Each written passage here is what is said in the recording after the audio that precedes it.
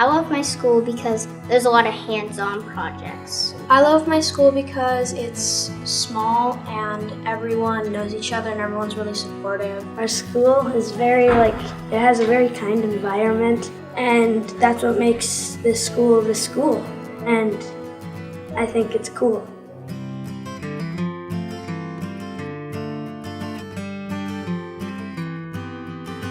Place-based education means connecting with the environment in which we live. They're not trapped in a chair learning from a book the entire time. They get to go out on field trips out onto the island. Place-based education is getting kids out in the community and bringing the community in to work with the kids. And it really helps kids understand why they're learning what they're learning.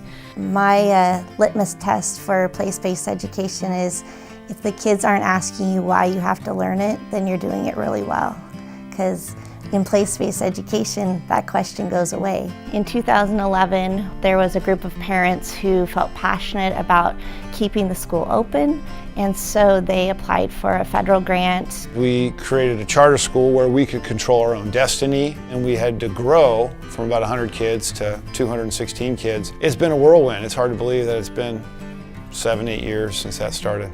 The Sauvie Island School Parent-Teacher Club is a nonprofit business. It's entirely run by volunteer, and our mission is to raise the funds so that we can fund important enrichment programs for Sauvie Island School, including the art teacher and the music teacher. Well, first of all, if they didn't meet the funding goals, I wouldn't be here because the Action funds the art teaching position, right, as well as the art materials. The third grade Action project learned about salmon this year. So the third grade made a collaborative art piece of a salmon where each child watercolored, painted a square. And I just put them together yesterday, and it's really exciting how it turned out. We have a wonderful music teacher, Mr. Wes Price, and part of his program is he puts on 2 concerts. They're always amazing because he's not just teaching them how to sing together in a choir. He's teaching them how to build, how to create their own musical piece.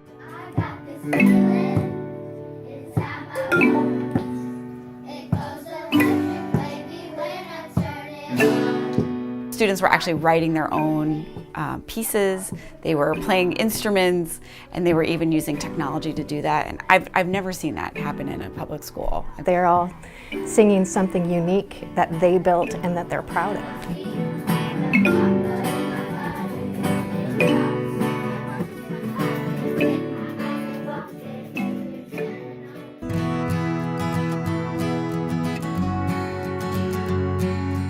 So we've had a garden pretty much my whole time here. I mean, there's always been garden boxes, there's a habitat, and sort of the greenhouse was the next natural step. We've got that sort of nearly complete. The structure is there. We'll hopefully get the top and everything done in the next couple weeks. But that is opening up a whole new world. That's the beauty of having a garden that's on your school campus, that's accessible. It's right for teaching and learning all day long. The biggest new addition that has impacted my students and I is definitely the new building, the Joyce Miller Owens Annex. It's amazing teaching there. We have whiteboards on 3 sides, we have standing desks, the lockers are in the hallway instead of in the classroom. It feels like teaching in a school that was designed for middle schoolers, and that's been really amazing for the kids.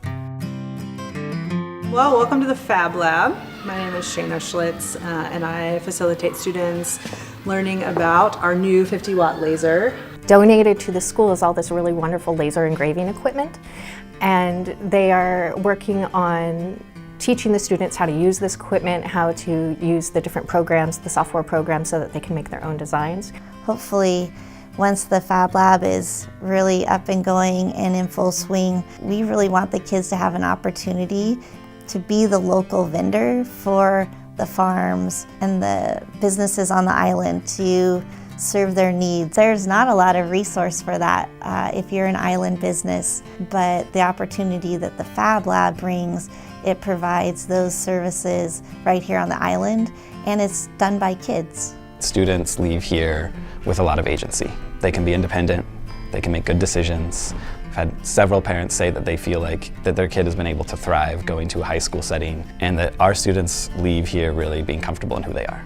We only receive 80% of state school dollars, and so from very early on we come to understand the importance of grants and donations and support of the community. The lack of funding it's a challenge. I mean, when you operate at 20% less, you gotta figure out how to make ends meet. I know our kids really appreciate it, and anything you can give just makes a huge impact. My goal for the PTC is to see more people interested so that it continues to raise these important funds for the enrichment programs for Sauvie Island School.